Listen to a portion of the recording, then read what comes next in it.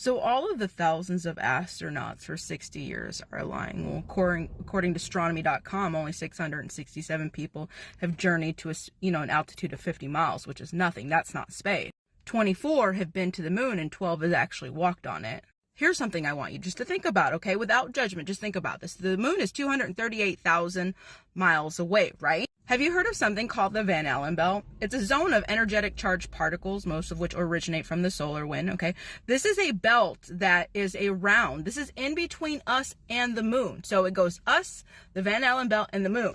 The Van Allen belt starts at about 400 miles and goes to 36,000 miles. This is pretty close, way more close compared to the moon. Do you know how hot it gets at this level? Okay, the regions in the Van Allen belt go from 2,000 to 20,000 Kelvin. Well, what's Kelvin? 2,000 Kelvin equals 3,100 degrees. 20,000 Kelvin equals 35,000 degrees. 35,000 degrees Fahrenheit. Are you still with me? The Eagle lunar module used in the Apollo program was built mostly and completely of aluminum. So you're telling me that the aluminum in the ship alone can stand the 35,000 degree temperature, when the Space Shuttle thermal protection system can only withstand 3,000 degrees.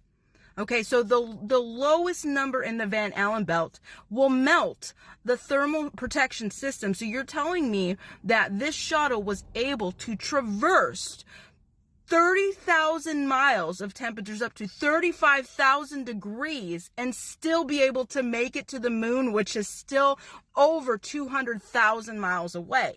The entry orbiter itself is made of reinforced carbon. Reinforced carbon melts at 3,600 degrees. Its boiling point is at 4,200 degrees, and the Van Allen belt reaches 35,000 degrees. So they would have to go through a radiation belt that would melt them, yet they had somehow a way to make it to the moon, and then were able to transmit a viable signal through this Van Allen belt that's 30,000 miles wide with temperatures up to 35,000 degrees. And you're telling me back in 1960, we could watch that television live without any interruption?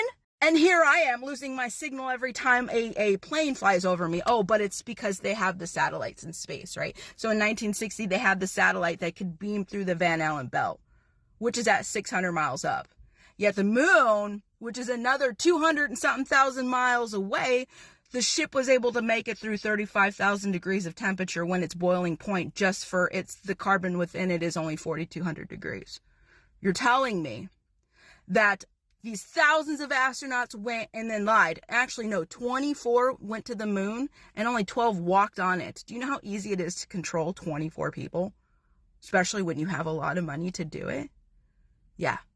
We totally went to the moon. Totally. Go ahead and think on what I said without any judgment in your mind. And you tell me how the ship of NASA's just survived a 35,000 degree Van Allen belt. There is no getting through Allen. None. There's no getting through it.